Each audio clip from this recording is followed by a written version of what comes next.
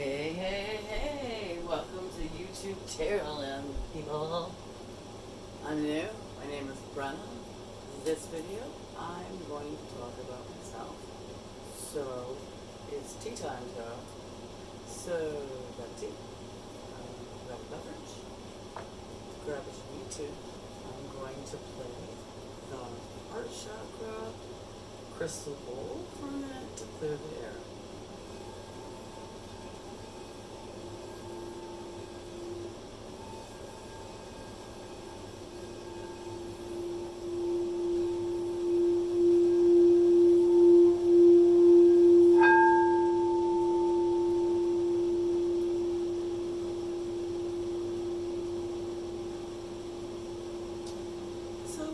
Welcome. As I said, my name is Brenna. I go by Stardust, Brenna Stardust. I guess we're talking about me for okay, let's do it. Talking about me. Palo Santo flame, like what is that? It is a clothing item to burn similar to white sage. Just clearing your air, your energy. About me, I guess, I started studying astrology in adult section of the library when I was 8 years old, beginning of 4th grade. I thought I was so cool. I was in the adult section. Woo! Came across a lot of paranormal books, real ghost stories and things like that. And that's where that's where it all began, basically, was that one day that I took out a whole bunch of stuff that was from the adult section. I'm an astrologist, so I still do astrology to this day. That's probably if you were to sit down and be like, hey, can we be friends? That's my favorite thing to talk about, basically, is astrology. I could go on and on and on about the experience of my childhood. Definitely caused fear, and fear brings in the dark side, so I had a lot of things going on where my aunt had me baptized again, like the born-again Christian baptized again. She had me speaking in tongues, and I was to say certain things to rebuke the Satan, because I was hearing just crazy, horrible voices in my head. And it eventually turned into, come down the line, I was diagnosed with manic depression, and I do take medication, and what the medication does and did for me at the time is it blocks out most of everybody, and I can pull them in when I want to. So it's my way of controlling what I hear. So any spirit, just call my name and I'll be here. Right now in 2021, I'm surrounded by dead people I know, neighbors, family, friends, ex-boyfriends, cousins, sisters. So I'm just, and that's my protection. It's just surrounded by this whole bunch of, good spirits in the spirit realm. So I'm very protected right now, and that's good and bad, because a lot of people had to die in order for me to be this protected, so it sucks. But also my medication definitely does keep out most everything until I choose to draw it in.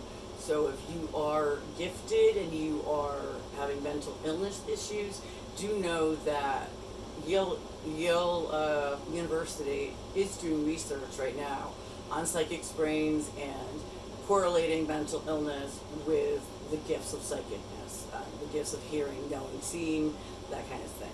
So mental illness really is having the gifts, and it's just being in deep fear of the gifts. There's so much fear, your mind shatters, because for me, it was like talking to everybody on the other side at once.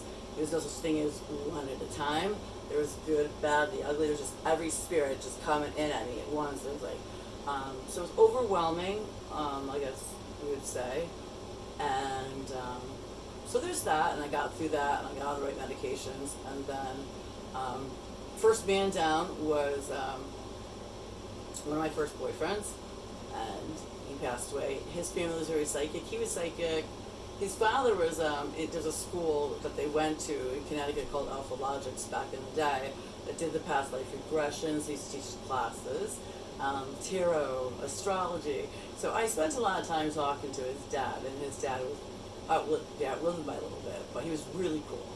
And so the whole family's just crazy psychic. Anyway, point being is he passes away, and within the hour, he's in my face and he's talking to me, and I'm like, am I going crazy? Am I imagining this stuff? You know, so he keeps talking to me for like the rest of the year, and I'm like, oh, only when I get quiet, you know, I hear it, and he's talking to me. And one day I said, am I going crazy, or am I really talking to you? I mean, am I losing my stuff here?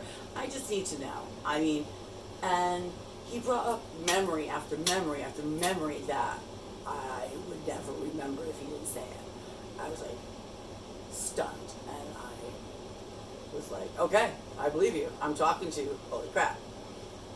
From there on out, I branched out to talking to other dead people, and that's what I did. I was doing, I had my kids around the same time, so I was doing a lot of this out of the house, psychic readings out of the house with the tarot cards, which I failed to mention, which is hilarious.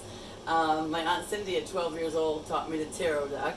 Of course, I was still having fear about it, so I was afraid of the tarot deck a little bit as I was doing it. And I think a lot of people can say they've had fear towards the tarot deck unless you were brought up with it. If you were brought up in a Christian family, you had some reservations about it because your parents had some reservations about it. That's pretty normal for me, but I did run around reading everybody for high school, you know, so I could read cards with a slight bit of intuition, but my gifts just increased over the years. So by the time I was finally talking to the dead at 22, well, I started talking to the dead at 22, and then I started talking to Eric in particular, making sure I was 29. But that kind of psychic mediumship kind of basically is what you're doing when you're doing tarot. You don't read cards. You're not a card reader. You are channeling messages for, you know, this collective. And what I think is really cool about YouTube Tarot Land, and I just found it recently, I'll tell you how I got there. What is cool about YouTube Tarot Land is that, let's say you have 400 subscribers and you're a tarot person on YouTube, and they're laying down cards. I watch the videos because my love life's always a zoo. I can't predict my own life, which stinks. And so I'm watching for about my love life. And there's 400,000 subscribers, 20,000 people out of the 400,000 people this is resonating with. So I find this insane. What do you mean? Are we all dating the same guy? How is this possible? And it just shows how connected we all are as human beings. We're all on a similar path as 20,000 other people around the world on the same love journey. Like they're saying in detail about my love life, and it's matching 20,000 other people's love life. That I find to be absolutely crazy. I didn't know YouTube Tarot Land really existed, and if I had ever seen a pick a card, I probably wrote it off as hocus pocus garbage because I was the real deal, you know. And honestly, the psychic community of Connecticut may see one of my videos and go, "Oh, that's such a garbage. Oh, that's not real professional psychic work," you know. But I mean, I don't care what they say. It's helped me through some. I've been watching for like 6 months now, getting off my ass and doing. And I've been watching the YouTube Tarot Land readers and different readers. I've got a few favorites. I'll shout out to them when I get around to it, I guess. But so I've just enjoyed watching the readings, and it brings me a sense of, okay, what the hell is going on with him? A lot of it is twin flame in separation. You're not always with your twin flame. Not every relationship is twin flame, nor do you want it to be, and not everyone has a twin flame. So the concept of that is kind of wishy-washy. It's more like the guy I'm dating, or the person I'm dating, has ghosted me for, let's say we're on 2 weeks, and I don't know what's going on, but I can't call him because he's ghosting me. So a lot of the readers are like, this is what's going on with him while he's leaving you alone. And a lot of times they'll fluff it up like, he's just doing this or that and he'll be back and everything's fine. You're twin flames, you're going to live forever. You know, you live your life happily ever after. And I don't think that's always the case from what I have learned. So I do think there are people in separation that may come back together, that have a chance of coming back together. as I say this, I scare myself because I was like, oh my God, am I getting back together with Johnny? Reasons I watch the tarot, because I want to know, am I getting back together with Johnny, or is somebody new coming in? I think Rich Lopp does a great job. He's a reader on tarot, and he does a great job of explaining your past person, explaining what's going on with them, the energies between you and that person. Is it able to be worked out? Some advice, and then he'll move straight into, if you don't want to watch this, cool, but what's coming in new for those of you who do want to watch that. Because a lot of times people are so focused on the past person that they're obsessed with getting back together with, that they're ignoring the other opportunities that are presented for them. So I'm at a point where I understand maybe me and Johnny aren't meant to work out, you know? So therefore, yes, please do tell me a little bit more on what's around me or surrounding me, or the next new, romantic thing that's coming into my life. I'm a little nosy. I'm curious to see what's going on, absolutely. And that's more of the approach I think I'll be taking towards it. Rich Lopp is very inspiring by that as well.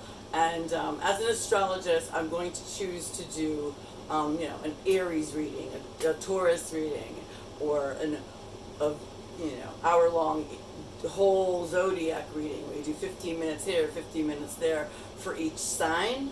So that is the goal. I'm hoping to be likable or something. I'm probably not likable. But I'm hoping what I say, I'm talking to the camera. You can't see the chair that's right in front of me. It's the camera's over it, but it's in front of me. I'm used to there being a person in that chair right there, and I can say, does that make sense? Okay. Does it make sense to you? Because it doesn't have to make sense to me. Okay. So I'm getting the constant affirmation. Am I making sense? Yes. This is cool and new because I'm throwing down cards and it either makes sense or it doesn't. One of my favorite lines is, everyone says before a reading, all the YouTube tarot land readers will always say, this may not resonate with everybody. And my favorite line is the girl, and I don't even know who she is, and she goes, this may not resonate with no damn buddy. Which is awesome because it's like, okay, so I can just start like saying stuff. If it resonates with nobody, people are still going to watch this. But the funny thing is, it's just true. Like, even when you think, this isn't resonating, I have no idea who this is resonating for. Maybe this is one person, what the hell? And it's 10 out of 10 times resonating with me, so I know that it should be resonating with you. So I'm going to start up with doing a general collective reading today, and that is where it's like all astrology signs can participate. It's not astrological, it's a general collective reading. So it's a little bit different, it means though. So anyway, I'm going to do this reading, and if it makes sense, please hit like. Please hit subscribe. I mean, let me know. Leave a comment. I claim this reading, or that made sense. Oh my God, that made sense to my life. I mean, obviously, the more comments and likes and subscribers I get, the better things go for my channel. But it's great to know that I'm not talking to no damn buddy. That I'm talking to people, and then it is resonating with people. And I need to know if I'm resonating with people, because that's my job. I kind of want to swoop in to where I was with the brokenheartedness of a relationship that was going on 6 months ago. I should name his name. He's a horrible jerk, but I won't, maybe. Chris Brown with a K. I won't name the town, but anyway, I live in Connecticut. I'll say that much. Anyway, it was him that kind of led me to my first pick-a-card. It popped up one day because I listened to a lot of subliminals, and I listened to lots of nice music and affirmations, and one day this pick-a-card shows up, and I think it was Moonlight Guidance, and I was like, what is this? So I listened to it, and it really started to just make me know what was going on, what kind of mind games he was playing, what his desired outcome was. Why was he doing these things? Was he doing it on purpose? Was he ignoring me because of this, that? I just needed to know because I was going insane. So I hope to reach out to people who are in this place where they just need to know what's going on in their love life because they're so heartbroken and worried and just, things didn't work out and they're taking time to heal and they kind of want to know what's coming next. But 99% of the time that I've wanted a reading, it's been about my love life. And I think that doing love readings by the Zodiac in YouTube Tarot Land, I hope to reach so many people and get to the bottom of what's going on with their person. Is it worth going back to? If you went back together, would it even work?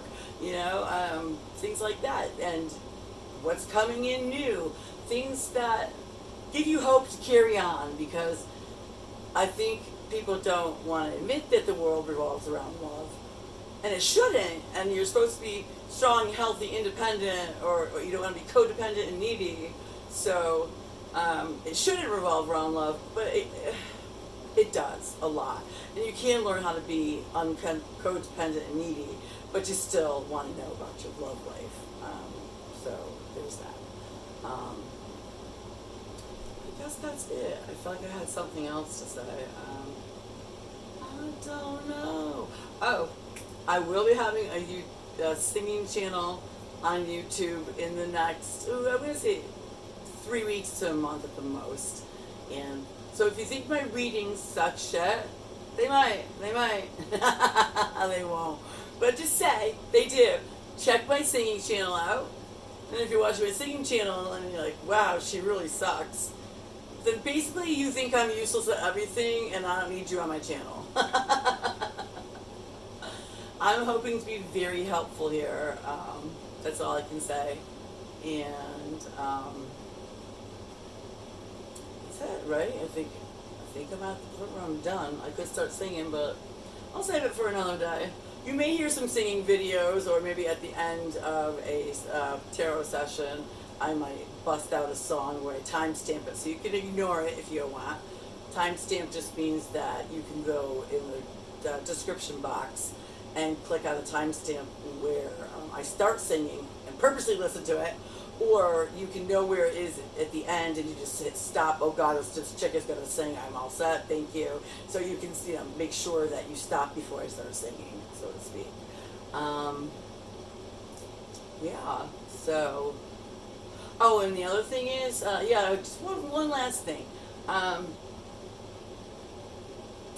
lot of the readers call this one the karmic. That means they're the bad guy, and this one's the twin flame, and they're the highest achievement, and this guy's a soulmate, and so there's a lot of different labels given to your relationships, and I think that's garbage. There's books out there, and I won't mention which readers have these books, that claim to give you a guide to who your twin flame is. Well, let me tell you, when you meet your twin flame, you won't miss it for the world. You'll know. And a lot of times you're brought to your twin flame to trigger each other, which is not fun, horrible, screaming and fighting, knockdown, brawling matches, that you're supposed to work on your flaws and then come back together. So there is a certain twin flame in separation thing that does happen, but it's so rare that I don't think as a reader I'm going to tell you every single time, your boyfriend's a twin flame, your boyfriend's a twin flame, oh, this girl's a twin flame. I can't tell you what a twin flame is. At the end of the day, you're going to tell me what a twin flame is. And when, say, my guy Johnny is dating somebody else, which I'm pretty sure he is, can't prove it, but let's just say he's dating someone else, and in YouTube Tarot Land, they'll say to me, well, your person's karmic, as like the karmic's the bad guy over there. What if I'm the karmic and he belongs with that girl? I'm open-minded enough to say that I may not be meant to be with him, and she's not the bad guy. Maybe he's meant to be with her. So using the word karmic in a negative sense, as in like, oh, him and the karmic are breaking up, and like, you know, the karmic's the piece of crap, and you know, just be leery of that kind of basic wordage. I am an English major, so when I stutter and say stupid words, feel free to laugh at me. Feel very free. My family does. What are you gonna do? I think I'm done. I wanted to do this last night on the birthday of my dead friend Ryan Kleczkowski, but I didn't. So shout out, happy 43rd birthday, big guy. He only made it to 24 years old. Strangely enough, it's my birthday, my lucky number 24. But he's been with me every day, so, you know, but we started today. So, without further ado, I'm going to turn the camera off, and annoyingly enough, it's far away, so you get to see me walking towards it, and that's enough. That's it. I will see you in my next general collective reading.